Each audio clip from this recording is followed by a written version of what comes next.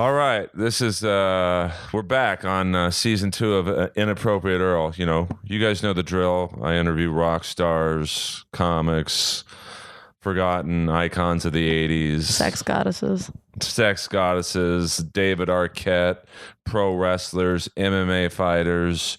Today I have a very special guest, star of the hit Oxygen show, Funny Girls, and a friend of mine. Put your grubby little hands together for the one, the only, Nicole Aimee Schreiber. Thank you so much, everyone. Please stand up. A Jew from Detroit. That is a very rare combo. It's a rare breed. I mean, you know, it's like black jade. There's not a lot of it. No, it's like black hockey players. They're there. You know Aimee Cheapo? Who doesn't? She used to work for the minority division of the NHL. Did you know about this? I did. I think that's hilarious. Like, there was a person who was, their sole job was to represent the 22 minority players in the NHL. And now there's like 70. Now there's 70. I mean, when she was doing that, it was probably like 7 years ago. So yeah. So maybe she helped to speed the movement. Yeah, I feel if there's one thing I know Aimee Cheapo is capable of, it's speeding the movement of minority growth within the NHL. Well, which was needed, because I'm a big hockey fan. And yes, I love that about you. There's not a lot of ethnicities playing in this. There isn't at all. I want you to know that I have drank out of the Stanley Cup. And how did you get access to the Stanley Cup? It was 2002. The Wings had won. Red Wings, Detroit Red Wings. Yeah, for you non-hockey for you non-hockey players. And a friend of mine here in LA was friends with Chelios, who was in town staying at Sting's house in Malibu. Now, when you say Sting, do you mean the wrestler or the bass player? The rock star, the rock god Sting. He was staying at his house in Malibu and had a party at this restaurant in Malibu where he had the cup and kind of just invited a bunch of people there. And I walked in and there was Tony Danza doing the horror. And then the Stanley Cup was there full of Dom Perignon, however you pronounce it. I'm not going to pretend that I know how. I love that about you. And then I got bougie with it. I drank it up. I drank out of the Stanley Cup, and that was it.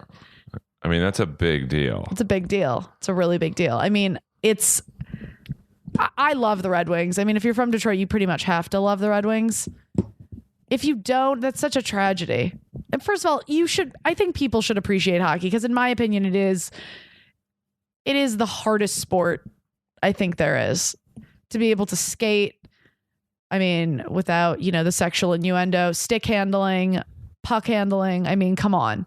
You move backwards and your peripheral vision, you can catch a flying object. It's crazy. Yeah, I mean, you're on a sheet of ice. You're on a sheet of ice and your skates, you've got blades on your feet.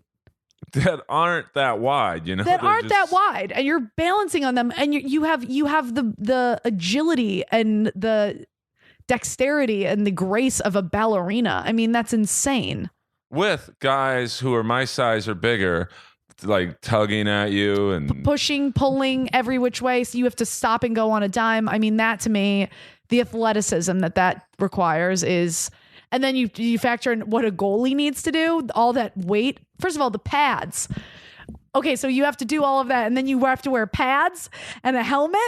Do you remember back in the day when there were no helmets? Well, how did we not ever date? Because you are like my fantasy girl to... I love hockey. Hockey's a goddamn great sport. God. Well... Went to every high school hockey game. Which is big in Detroit or Michigan. Huge. High school hockey, I would say, is as big as football. It is equally as important. If I think football, no matter where you are, whether you're in the North or the South, people are always like, football in the South is everything. I just think football everywhere is everything. But in addition to that, in Detroit, in Michigan, hockey is so big. I mean, I was friends with people on the hockey team in high school. I went to University of Michigan. I was friends with hockey players there. I bet. I mean, it's just hockey's the best. Hockey's the best sport. I actually think baseball is my favorite sport to watch and play. And then I would say hockey. I can't play it, but I love to watch it. I once took a guy on a date to see the Red Wings, 10th row center ice, and he didn't put out. Really? God almighty. I mean, come on. That's ridiculous. I took you a 10th row center ice Red Wings. I mean, you and I look like we could be a couple. We look like we could be related for sure. Yeah, I mean, or a couple, but related. It's the glasses thing. Yeah, but it's the Jewiness. I mean, you're a half Jew, aren't you? Well, I was raised Catholic, but my mom was Jewish. But this is about you today. This is about my background. I'm so Jewy. But it's a hot Jewy. Oh, thank you. Thank you. Ever since I dyed my hair red, it's I feel like I've kind of like upped my Jew status with just like a drop of shiksa with the red.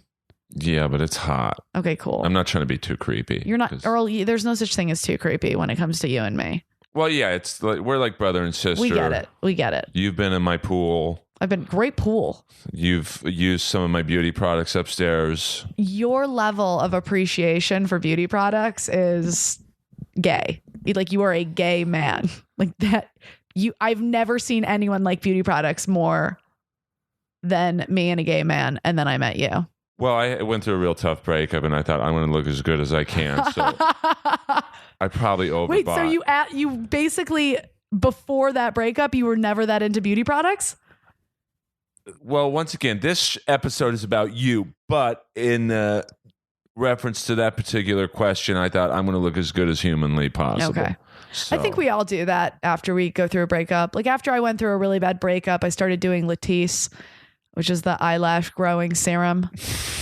I was like, fuck him. I'll get him back. I'm going to grow eyelashes. For some reason, I felt like that was an appropriate level of retaliation.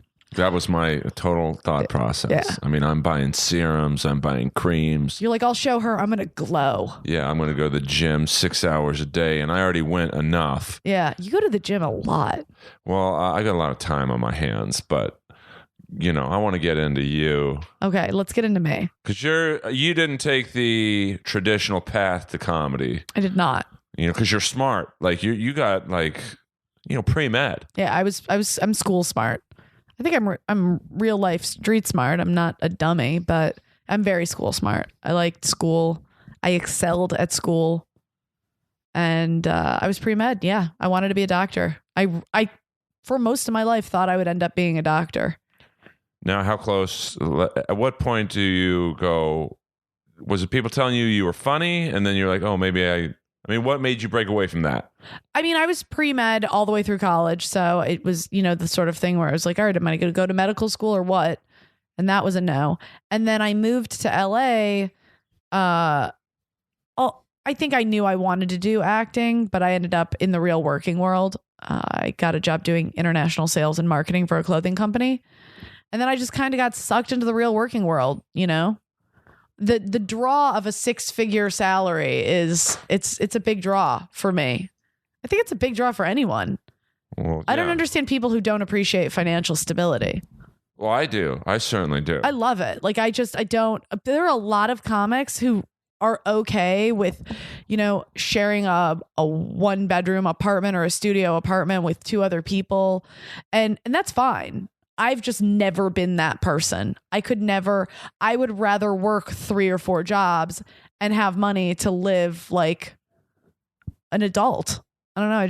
I went to college. I lived 2 people in a room at one point. Whoa, there are protests going on in Baltimore that are insane. You have a TV going on with the sound down just to titillate Nicole's visual senses. Holy schmoly. Turned on CNN. Yeah, guys, turn on CNN. Listen to this, but turn on CNN and have it muted in the background. Just, you know. But go to Oxygen. And watch my show. But the moral of the story is, guys, don't be dumb. Okay. Educate yourself in all things, whether it's what's going on in the world or medicine or, you know, reality shows on Oxygen. You should know about all of the things going on. But I find Funny Girls, since I do comedy, and I think it's pretty real, actually. It is very real. Honestly, I watch it, and I mean, obviously I was hesitant before I started. If someone says, be on a reality TV show, the only thing of reality TV shows is what you've seen. You don't have any firsthand experience. So going into it, I was a little hesitant.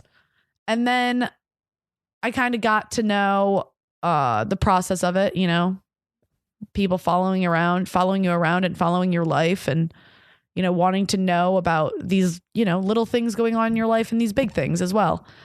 And it just kind of happened.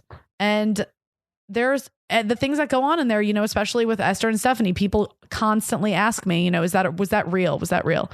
And it totally was. And it was very uncomfortable. It was really, both of them were very hurt by the situation. And well, I mean, it's as dramatic as it is, at the end of the day, there's still someone's feelings that were hurt. Oh yeah. I mean, I've bombed plenty of times. Yeah. And much worse than. Yeah. I mean, that's brutal, man. Bombing, when you bomb real bad, I mean, it just hurts your soul. Oh, it stays with you for a while. Like, I had a good show last night in San Diego, and I was like, yeah, I was on top of the world. I had one of the best shows I've ever had in my life. I was calling, family in Detroit, and even though it was 3 a.m. there, I was like, I need everyone to know how great this was. And then when you bomb, you're like, I want to die. You're drafting suicide notes, whatever it is, whatever your way of coping with really sad situations. For me, it's a good draft of a suicide note. Oh, it's brutal. Yeah. But it's the flip side is when you kill or do well, it's like it's sexual feeling. Yeah, it's completely. People, I don't do drugs. I mean, I'll smoke pot on the occasion. And I don't really drink that much either. But people are like, well, why don't you do drugs? I'm like, dude, have you ever crushed in a stand-up comedy show? It's a drug. Oh, absolutely. It's one of the best drugs ever. You really can't.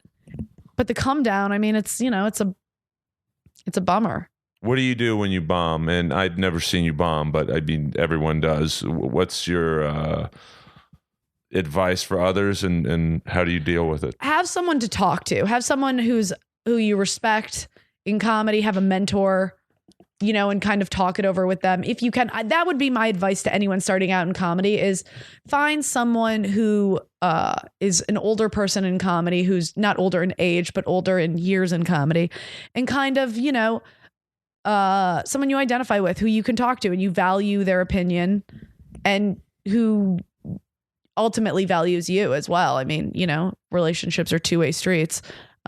And for me, I'll call my mentor. I'm Ian Edwards, as he's my best friend and my mentor. Best. Yeah, the best.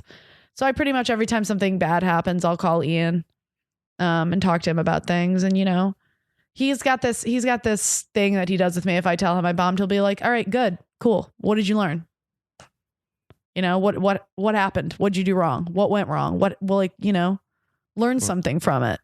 And I think that's really, it's the best thing that you can do. I mean, when you're a kid and you get your test scores back, your teacher will hand you your test with the corrections on it, and then they'll make you go over the corrections.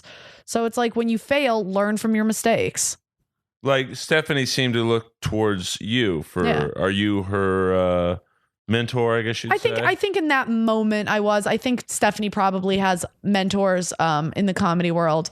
But I think sometimes in the moment, reach out to someone. If you're sad about how something went, talk about it. I mean, don't internalize it. I mean, if you internalize every failure in comedy, your insides are going to be just rotted.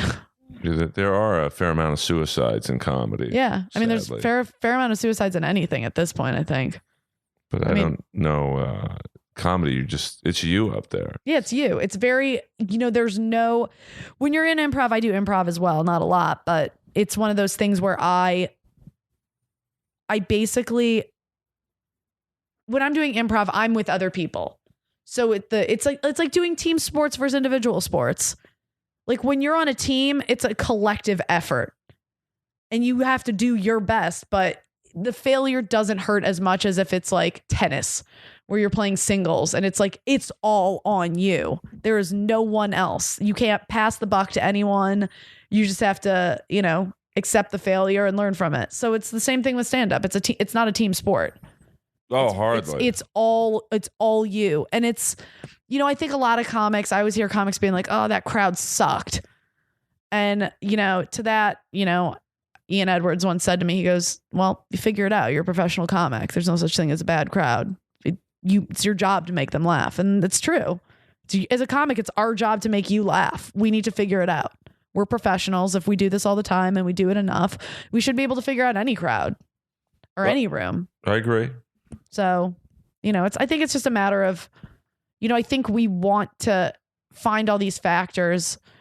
I bombed for this reason. I bombed for this reason. I bombed for this reason. And not to say that like Esther and her sister sitting there on the phone while Stephanie was on stage doesn't hurt but that's a reality of an open mic is people are on their phones. I think the part that hurt Stephanie was that, she had asked them to come there to consider her for the Kibitz room.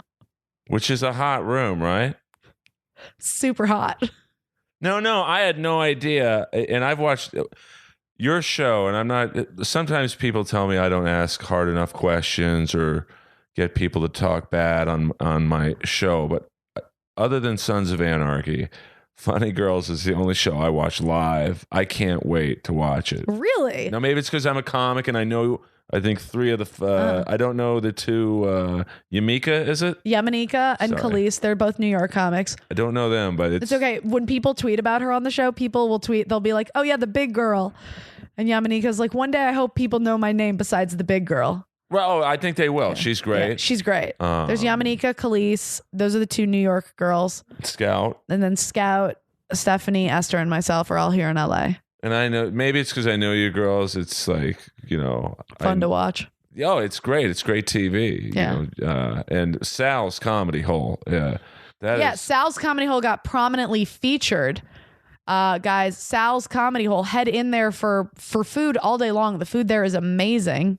Yes, and Nicole, and not for long, I don't think, will be your waitress. Yep. Tip her well.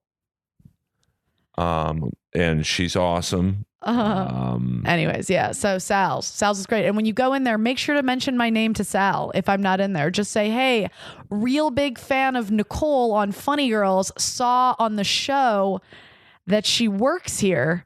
Just be sure to let him know that. Great. Sal's a great guy. Looks like someone out of season 4 of The Shield and the Armenian money train. Yes. Heist.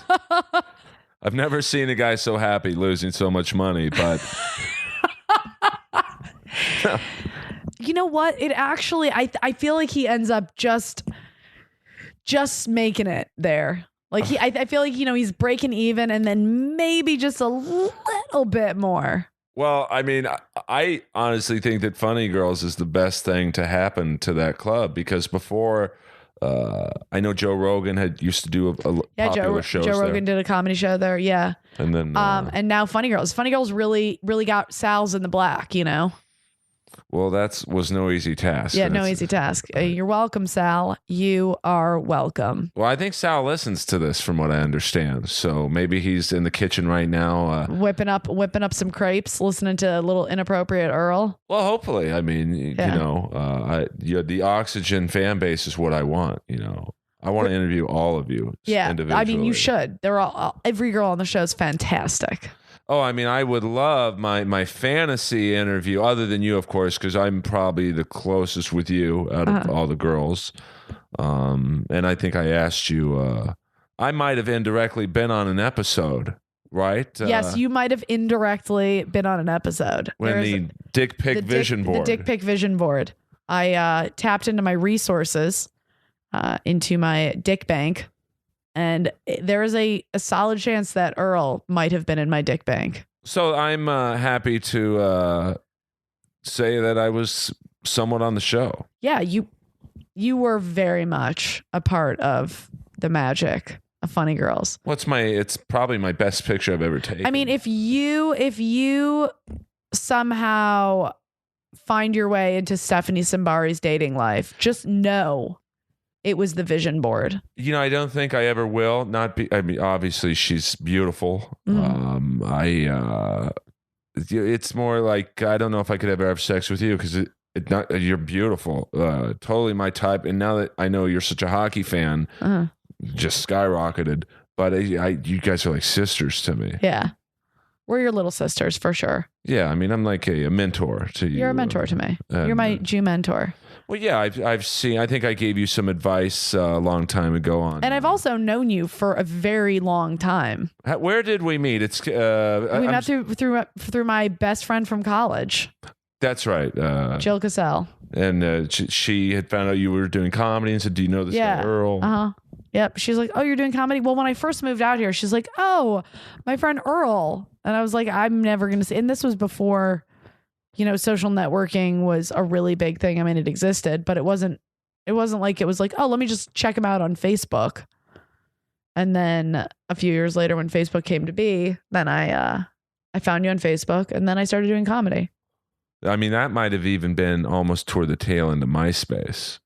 Yeah, I think it was at the time of MySpace. God, MySpace. I know, it's crazy that, Crazy. Do you guys remember Friendster? Does anyone remember Friendster? Friendster, Classmates.com. Classmates.com, MySpace. Yeah, but Funny Girls is a big social media presence, right? Yeah. I mean, I feel like every show at this point is just like a crazy, ridiculous social media presence. You have to. And you guys live tweet. We live tweet. Oh, it's insufferable how much we live tweet. I am so sorry for those who follow me. I love it. It gets to be a lot at some point because every girl's tweeting and then the hashtagging and you're following the hashtag and this. But the response we've gotten on Twitter and social media is just incredible. I have my first hater. I'm proud to announce. And how do you deal with that? Very head on. I'm very head on about my haters. Now, if it's an attack against the show, I usually do thanks for watching. That's the way I handled that. And then if it's an attack on me, for instance, on Instagram, I had some girls talking shit about how ugly I am. Which is crazy. But I respect it, to each their own. So to them, I just said, thanks, bitches. Winky face. And then one of them wrote back, I was just kidding, winky face. And then I said, don't winky face me, bitch. If you're going to talk shit, own it. And then she wrote back, but you're really pretty. And I didn't write anything back after that. At that point, I was like, do you think I'm delusional? Do you think I am blind? Do you think I literally cannot read words? You must think I'm illiterate. Because I see that you wrote that I'm not attractive. It was like crazy to me. And the other girls didn't answer me at all. Of course. They're just miserable. But yeah, it's fun to me. It's fun to me. I think there's less anonymity on Instagram than something like YouTube, where everybody just leaves nasty, awful comments. Oh, it's the worst. Whereas on Instagram, you have to have a bit of a profile. There's more stuff going on. So it's easier to be like, hey, why'd you say that? And I like to get confrontational about those things. I would have had so much more respect for this girl if she was like, yeah, bitch, you're ugly. But I mean, when you do any show that's going to be on TV, I think the haters are just mostly jealous of totally. Why is she totally. Like when you said that there were comics at the store saying hi to me. Oh, absolutely. Like that to me is hilarious because you know me enough to know I do not care if you like me or not. I mean, obviously I want everyone to like me. Who doesn't want people to like them? I don't want people to dislike me, but it's not going to make or break my day. Like if you didn't talk to me before, you don't need to talk to me now. I mean, even though I'm on a TV show, like you can continue to ignore me and not have me as a person in your life. Like we were fine before and we're going to continue to be fine. I don't need your false sympathy or your false enthusiasm. It's kind of annoying. Well, I just found it funny that particular night when you were and Stephanie were at the Comedy Store. I think, comics it's the same thing with like a show like Last Comic Standing. Oh, that show sucks. Why? Oh, I don't know. I'm not on it. And I'm sure there were girls who wish they were on it. And then the minute you guys came up, oh, hey, girls. Yeah. So. It's amazing. I feel like the response I've gotten from women in the stand-up community has been pretty awesome. I mean, I can't thank girls enough for being positive and supportive and saying such wonderful things. I mean, there are a lot of girls out there who are just absolute cheerleaders of the show. Well, because I think if you do comedy, you really get the trials and tribulations that you go through, and like your Tinder date. Yeah. With that good looking. I mean, he was a good looking Really dude. good looking guy. Really good looking guy. We actually ended up going out again after that. Yeah. Just because he was so hot. I mean, he really was a 10. He was a model. But you were turned off, I could tell in the episode that he was a little, I guess when you're that good looking, you're going to be cocky.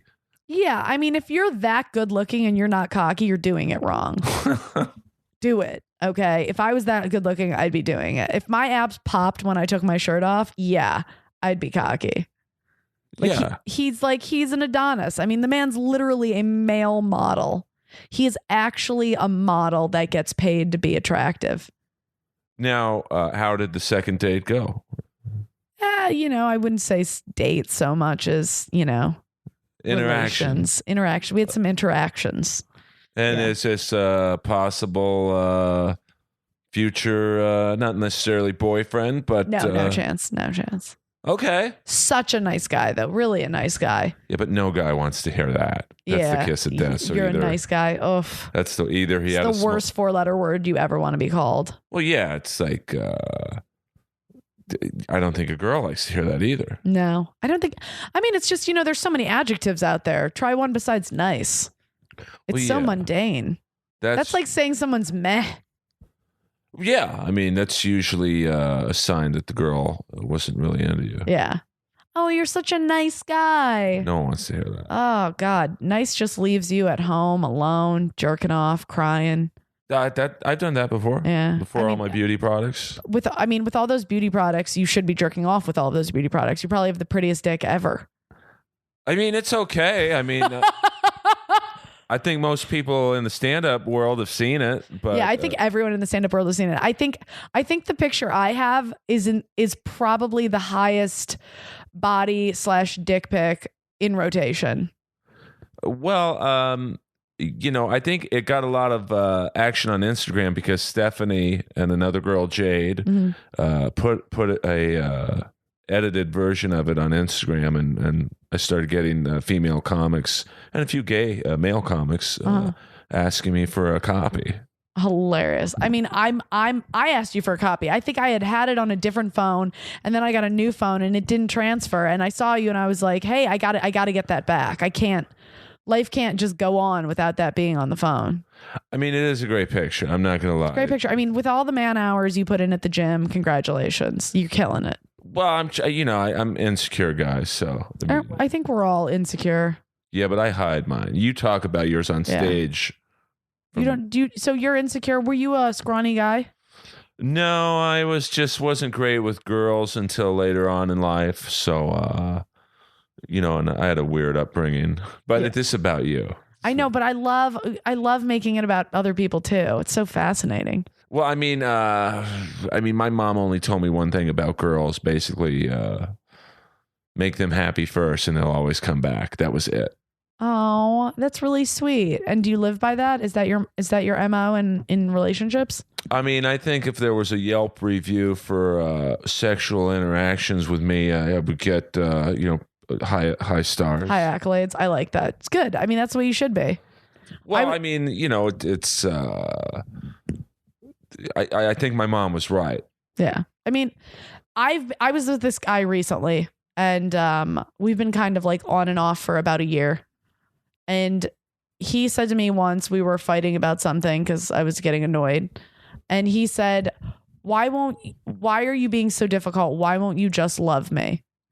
And I just thought that was such a weird thing to say. Like if I'm upset and he's trying to make things better, you'd think he'd say something like, why are you being like this? Why won't you just let me love you? Where he made it about him. And every time he says something like that, like, a few weeks ago, he said, I was in the bathtub. I have a bathtub at my apartment, and he was there, and he was like, well, I want to get in the bathtub too. I want some affection. I was like, why can't you ever just say, I want to give you affection? Like, why is it always, why won't you just love me? Why won't you give me affection? It's just so one-sided. And I think there is something to be said about being a selfless lover, both physically and, verbally and effusively, Well, yeah, it's great. to know. I look at obviously when you're with someone, you only think of them, but you think of this doesn't work out. I know girls talk. Yeah, you want to get good reviews. Yeah. Dude, there's a lot of word of mouth behind dick. And your body parts as well. I mean, Totally. like, if I don't know anyone you've been with, maybe, you know, one or two, but, I don't hook up with a lot of comics. Well, you're smart, though. Yeah. I mean, because it's such a, if it ends bad, it's just you have to see them. Yeah, it sucks. And totally sucks. You know, it's I guess that old saying, I try not to swear too much, but don't shit where you eat is really true for comics. Yeah.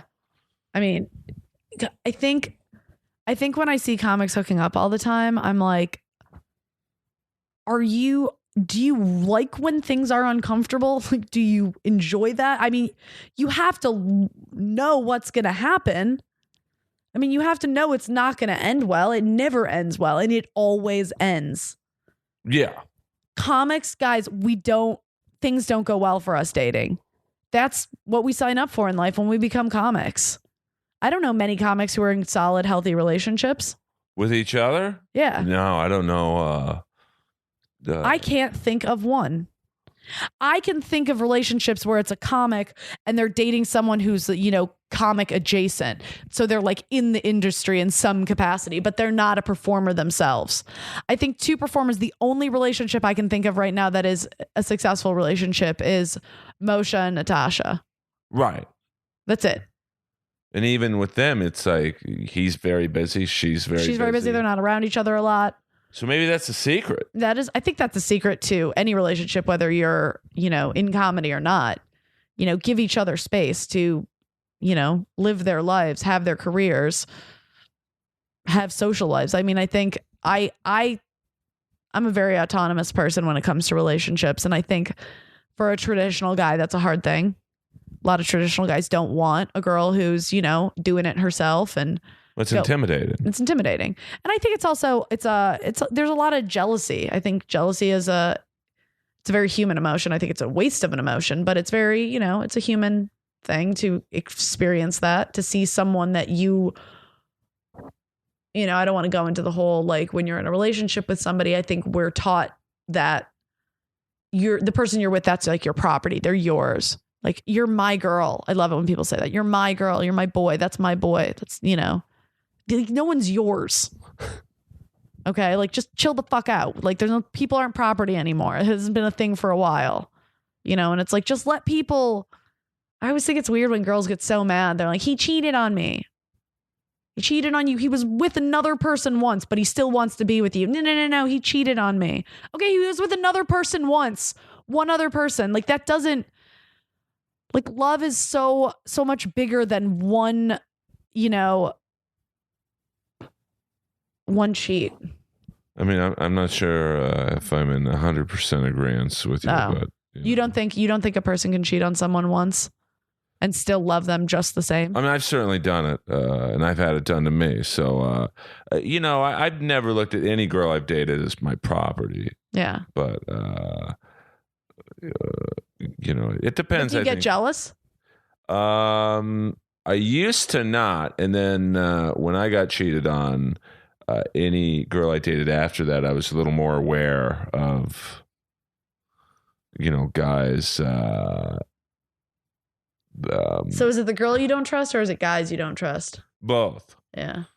But I think because I'm always dating girls in the entertainment world, it's before I started comedy, I used to hang out with agents and managers, and it was a real good, interesting social upbringing to see how piggish they are. Yeah. I mean, they were animals. They'd say anything to get in bed with a girl. I feel like, agents, what years was this that you were hanging out with agents a lot?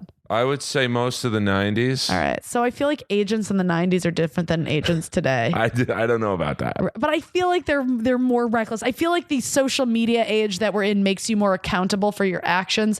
So I feel like in the 90s, agents could get away with bloody murder. But now it's like in the world where, everything is so documented and there's so much more transparency and you have to be more accountable for your actions because there's always someone there online who's willing to talk about it. You know, how many times do you hear stories now of like a girl blogs about, you know, getting fired by someone for sexual harassment and they fired her so she wouldn't say anything, and then she ended up saying something in a blog post. You know, I just heard a story about this, about a girl who like was a whistleblower. And I'm like, that's just crazy. That wouldn't have happened in the 90s. Like, you know, blogs weren't a thing then. No one was blogging about their interactions. So I feel like agents then were just reckless, just getting away with murder. Oh, they were animals. Slinging dick and... Yeah, I mean, it was... I'm a little more wary of, you know, men's intentions. One, because I'm a guy, so I know how we think. Yeah. And, you know, I think most guys, when they find a girl has a boyfriend, it's an even bigger... challenge. Yeah, it's like, oh my God, let me see. I feel like girls are like that. Girls find out a guy's in a relationship and they're like, ooh, he can commit. Might not be to me, but he's capable of it, you know? Yeah. So, especially in our world of comedy where it's, Nicole's dating... comic A, you know, comic B was like, well, I can get her too. And then it's a whole like thing because you're like literally an award. Yeah. So they can brag to each other. Oh, man. I just want to be somebody's award. Somebody's nebbishy Jewish award. Well, getting back to the show, do you think because of your high profile show that guys are going to be like maybe starstruck or like, I want to... You know what? I've had more male comics say to me than female comics. They do this thing when I see them. They do, hey, rock star. Hey, TV star. Hey, superstar. I'm like, I don't know what, like, that's, do you actually believe that? Or are you just saying that as kind of like a backhanded compliment? Like, I don't know what that is. I mean, I think in LA, this town and this stand-up comedy is so based in industry credits, and certainly a hit show on Oxygen is a nice credit. Yeah. Do you find people, girls and guys, are a little more ass kissy to you or nicer than they were before the show was on the air? I mean, maybe the smallest little bit. But I feel like I've always been one of those comics that's I'm friendly with everyone. So anybody it's not like anyone's being more friendly to me than they were before. I mean, maybe there's a few like new stragglers here and there, but for the most part, I mean, I was always friends with people. I've always found, you know, saying hi to everyone to be the best way to go through life. Yeah, I mean, you're in the probably 6-7 years I've known you. I've never heard a bad word about you. You've always been nice. Now, do you think someone like Esther, who's, now maybe I'm wrong in saying this, it seems like she's being portrayed somewhat as not a villain, but she's thorny. Do you think she'll have a tougher time, you know, saying, hey, I'm not a bitch? I think here's what I've learned from this show. I think this is one of my big lessons I'm taking away from this show is get to know someone before you really judge them. Right. Esther's a young girl. She's in a competitive industry. It can be a very cruel industry at times. And she's just a young girl who's ready to get her claws out if she needs to defend herself. Like anyone. I think if you're younger, you don't have enough life experience to really be able to weather that kind of pressure. And I think Esther's just the kind of person that, you know, she's ready to pounce, even if you're not gonna, you know, and she's so good at comedy. She's so good. It's crazy. I watch her. She started comedy when she was 16 years old. She's been doing it 8 years. I mean, that's bananas. Well, I wish I started at 16. Yeah. I mean, at 16, I don't even know what the fuck I was doing. I mean, I was just, you know, battling IBS and stress. I mean, I was like, what the fuck was I doing at 16? Nothing, you know, and she's really working. So she is so passionate and in love with comedy. I haven't met many people who know comedy as much as her. Right. She can tell you every comic. She can tell you jokes from every comic throughout history. She just loves comedy so much. It's admirable. Every molecule in her body is all about being a comic. And I respect that so much. And I love her. I love all the girls on the show, but Esther, just like, she's young, and there's this part of me that feels like a big sister to her. Even though she's been doing comedy longer than I have, she's been doing comedy twice as long as I have. I still feel this big sister, because I'm older than her. I feel this big sister way towards her, where I want to protect her. I want people to understand her. She's not a bitch. She can be a bitch, but it's not who she is. And I think there's a difference. I think anyone's capable of being a bitch if you push them hard enough, or if they're scared enough, they'll do it. Oh, sure. And yeah, I mean, she is not portrayed well. She is having this, altercation with Stephanie, which was a very real thing. But I think once you get to know Esther and realize how deeply she and Stephanie were both hurt by the whole situation. About the dude situation. Yeah. I mean, it's when you feel like someone is talking about you behind your back, or someone is talking about you behind your back, that hurts. That hurts, because it's a lot of times when people are talking about you behind your back, it's for something that you have no control over. That or the things that they're saying are not even close to the truth. And you can't control that. You can't stop that. You cannot change what people think of you, and you cannot stop people from talking about you. And I think that's a very, it's like, I think she felt backed into a corner, and the only way she knew how to respond to that was just, get your claws out and be a bitch. It was great TV. Great TV. When Stephanie had her meltdown, I was in the room like, oh my God, this just happened. Because you had just gone on and done well. I had just gone on and done well. And I mean, that's not easy at Sal's. I can assure you of that. Sal's, oh man, not easy at all. That's like playing the bar in Star Wars. On that night, it was a particularly great night at Sal's, and Stephanie just melted the fuck down.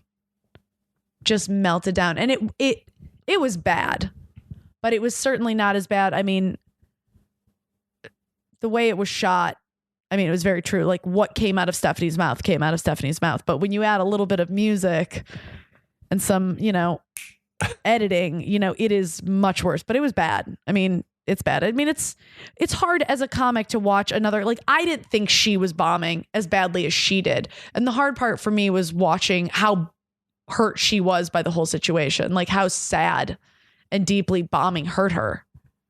But I think they got her comedy reputation back by showing her doing very well at the Venice Underground. Yes, she had her moment in the sun at the Venice Underground. So I thought that was a nice way to counterbalance. Yeah, and I think one thing that people need to understand is there is such a distinct difference between doing a mic and doing a show. When you do a good show, like last night, I did basically a mic. It was a show, but there were like 5 people in the crowd. And then I did a room that was, I don't know, 150 people. So the stats? No, I did the Wood in San Diego. Okay. Every Wednesday night. It's a 9:30 p.m. show. It's run by this guy, Josh Nelson. Awesome show. Truly one of the most fun shows I've ever done. And I honest to God, had one of the best sets of my entire life last night. Did you tape it? I didn't tape it. I recorded it with my handheld recorder, but I didn't video. It's kind of it would be a hard room to video in because it's so packed in there. I don't even know where they would put the camera. Right. It is a bar. And I think it is one of the best run bar shows I've ever gone to. They have security there walking around, making sure people aren't getting out of hand. They don't want comics getting heckled or anything. The security is also walking around shushing people just to have people keep it down. Like, they understand that there's going to be some talking if you're ordering a drink at the bar and whatnot. But, they really try to make it as much of a show as they can, despite the fact that it is very much a bar. Right. But it's a great show. So the show I did before, what I consider essentially an open mic, because there were 5-6 people in the crowd, there was no energy in the room. There was no... the people were there to be entertained, but there's something to be said about having a room full of people where energy is palpable. And that's what the show at the Wood was. You feed off that. And that's part of the whole drug. That's part of the whole drug of stand-up comedy. Being in a room where just the energy is just on point. Like, I'm getting goosebumps talking about it now. It's so good. Like, I want everyone to experience how good a great show is as a comic. Even if you're not a comic, I would love for you to experience how great a great show is. If you could somehow, a lot of people have a horrible fear of public speaking and would never be a comic. If for one moment you could just get over that, so you could experience the energy and the life of a really packed room that's just ready to laugh and is just having fun, and you go up there and you just nail it. It's the best. It's the best. It is a perfect storm of awesomeness. Well, I mean, like last night I went to the Comedy Store for the showcases, and it was a great energy in the room, and it was probably super supportive. Yeah, I mean, it was like the one of the rare nights where you could sense everyone's rooting for every comic who's showcasing, and that's not always the case in comedy. Sometimes people are rooting against you. Yeah, I think for some reason, and I don't really know what it is. I feel like as of late, there's been kind of a turn in comedy where I think comics are starting to realize that, we can all make it. If we all work hard enough and we all have something to offer. It's not like if he gets it, there's no room for me, or if she gets it, there's no room for me. There is room for all of us. If you work hard enough, we can all get there. And I think there's no point in being negative and not supportive. And I just think, I don't know. I love seeing people I love do well.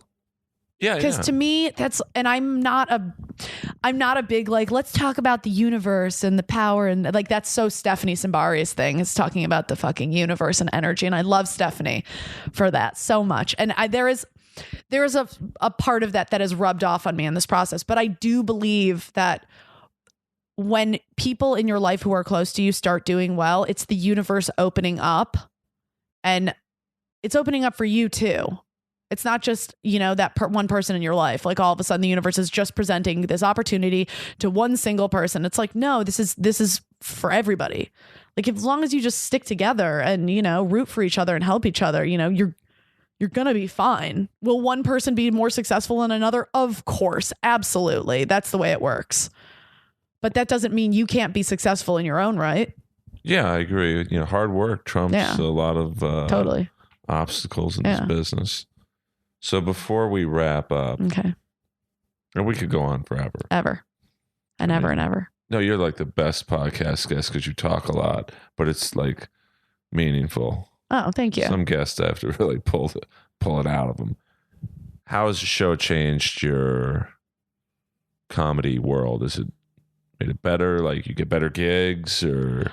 It has been a slow growth of like getting better gigs. LA comedy is very much like, people get spots if you're hot right now. Is who's hot right now? The hot people are getting spots.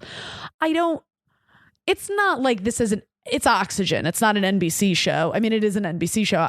NBC owns Oxygen, but it's not like it's a mainstream, network show. It is still kind of it's a lifestyle network. It's on the peripheral of things. Like, what other shows, just for the viewers? I mean, because to me, it's the only show I hear about on Oxygen is Funny Girls, because you guys aren't like, well, they actually benches. Oxygen had a new show start yesterday called The Prancing Elites, which actually I think looks incredible. I have to admit, I did watch it. That's about the gay dance team? The dancers in Alabama. I mean, you want to talk about adversity. I mean, that's insane. I mean, I think that's kind of a great story. You watched it yesterday? I watched a few minutes because I'm like, what is this show? And I guess the show is about the trials and tribulations of being a dance crew in the South. Ethnic gay dance troupe. Yeah. I mean, I haven't watched any of it yet, but the trailers I saw looked really good. I mean, the trailers I saw for that, they were moving. I mean, I had goosebumps from it. I was tearing up a little bit. Well, yeah, I mean, I think your show is the same way, like where, like that one scene where you and Stephanie are in the alley and she's crying and you're being like very, I don't mean they edited out my favorite part at the end. First of all, every scene we do, I either have to pee or fart. Like, at some point in every scene, that's my problem. I think my whole life is just one giant fart waiting to happen. Is it because you eat a lot of fiber, or I just don't digest anything well.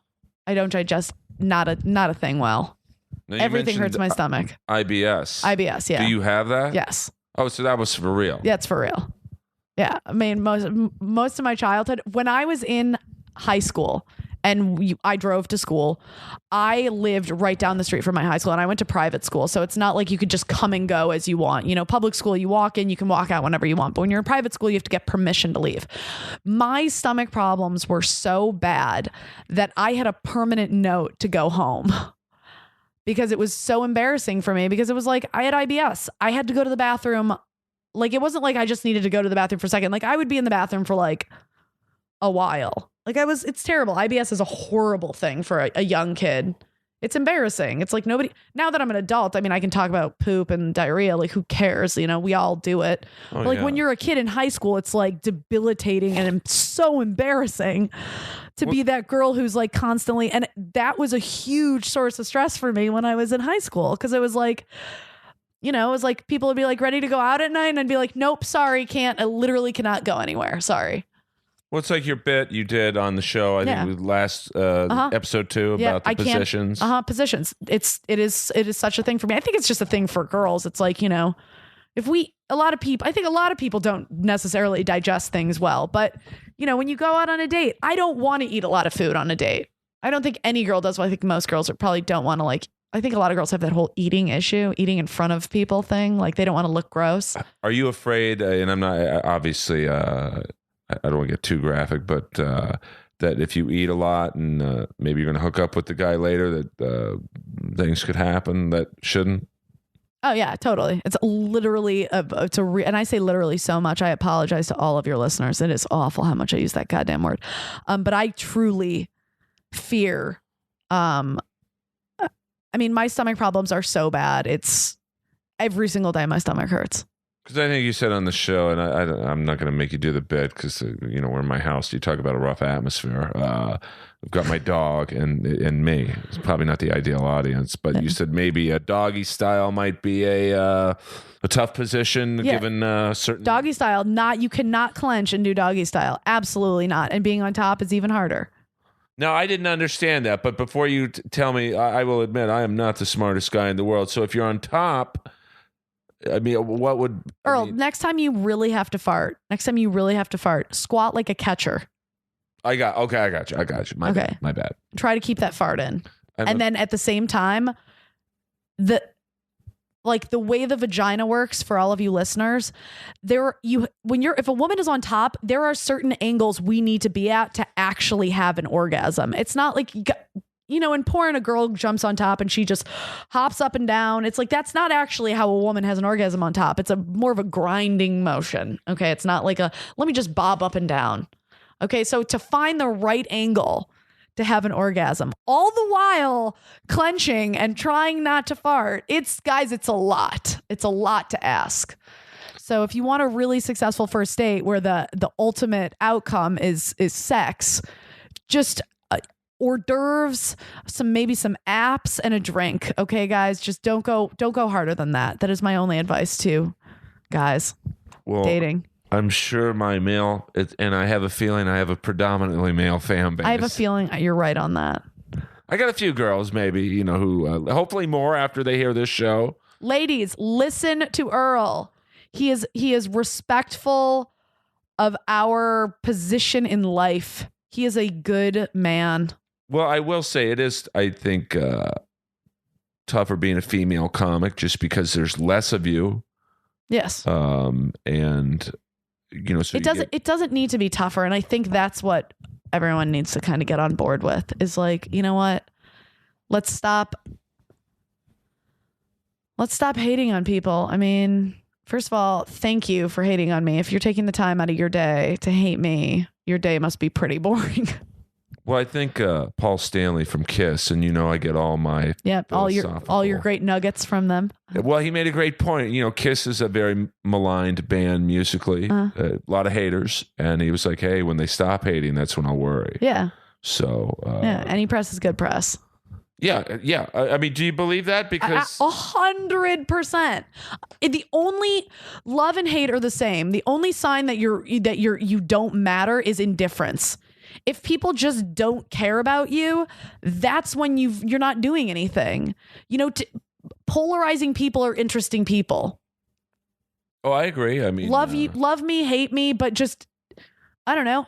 I just like people who have an opinion. That's why I don't like the Swiss. The Swiss are just the most indifferent, mad group of people. Maybe it's the whole no stance during World War II, but whatever. They make great chocolate. They make great chocolate. Watches, chocolate, banks to hide stuff from Jews. But it's just, there's like, have an opinion, people. Love me or hate me and own it. Own your hate. If you don't like me and you want to talk shit, first of all, stop it with the avatars that aren't your face, people. Okay? Be your face. Be who you are online. Okay? Show your face. Show your fucking name. Have an opinion and own it. All right? There's nothing worse than someone who's just hiding behind an avatar and some nondescript handle of a name where you're just hiding. Come on. Own who you are. Own your hate. Own your love. Own whatever it is that you are. Just stop trying to be everything but yourself. It's so boring. I love you. I love you. All right. What's now? Funny Girls is it? How many episodes are coming? There's 8 episodes total, so we've been through 3, so we have 5 more coming. And then, I mean, I don't want to breach into a world you can't talk about yet, but is a cliffhanger, a season 2? There's cliffhangers. We are praying for a season 2. We so hope there's a season 2. And and once again, if you can't talk about it, just it would hopefully it be the same cast, or would they? I think it would be the same cast. I don't see why it wouldn't be. Because you girls do seem to enjoy each other enough to work together, and I love every single person on the show. I think we all want a season 2. We all want to, I love when people are like, we want to take it to the next level. Like, whatever level it's on, this level or another level. Like, I just want to explore, I don't know, this opportunity more for ourselves and for other people. I think it's a really great thing. I think this is a show that's kind of a first of its kind. Yeah, I mean, I'm assuming Logo might do Funny Guys. There's going to be a Funny Guys. I don't know what network it's on, but I know somebody was telling me about it. Well, there will be a show. Not necessarily offered a part on some show that is probably piggybacking off of yours, and I wasn't comfortable with how they were going to portray me. So yeah. Yeah, I think that's another thing is if you're going to do any sort of reality show, go into it knowing exactly how you want to be portrayed. You obviously don't have 100% control over it, but have a very strong idea of what you want. Let them know that. And if it's not something that they want, then, you won't be doing the show. Yeah. I mean, did you have could you sit down with the producers and directors and say, hey, I'd like to do these jokes because they're my best 10 minutes. They were very much like, what's going on in your life? They were interested in what's going on in my life. They really didn't, curate my life for me. I mean, what happened in the show is very much my situation. And there's probably, things going on in my life that they attach to more than others. Right. Because they're more interesting. I mean, you might not want to know that, my dog had, constant ear infections the whole time we were shooting, and I was dealing with that, because that's not really, you don't watch that and you're like, oh God, stay tuned. Right. Well, Nicole's dog might have an abscess. Oh my gosh, what is going on? It's like, yeah, if it was a show about, veterinarian science, somebody might actually care about, the quality of care that my dog is receiving, but that's not the case. It's Funny Girls. They want to know, what makes these girls funny, what's going on in their life. It really is in this show. It is about how my life influences my stand-up and my stand-up influences my life. And it's that way for all the girls. And I think,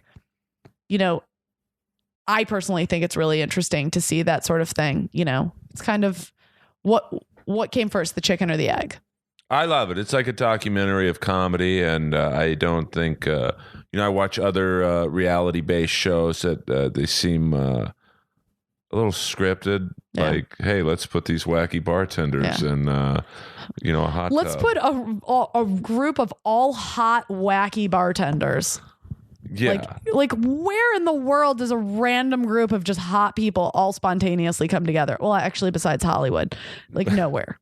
Yeah, I mean, I won't say the name of the show, but it's probably not too difficult to. If you don't know what we're talking about, you need to get it together. Yeah, I got to go to the gym and pump up. Pump some iron. But like, Funny Girls to me is it's a little more real. Yeah, it is. It certainly is real. I almost don't want to call it a reality show. I like to call it docu-reality. I feel like that's a fair assessment.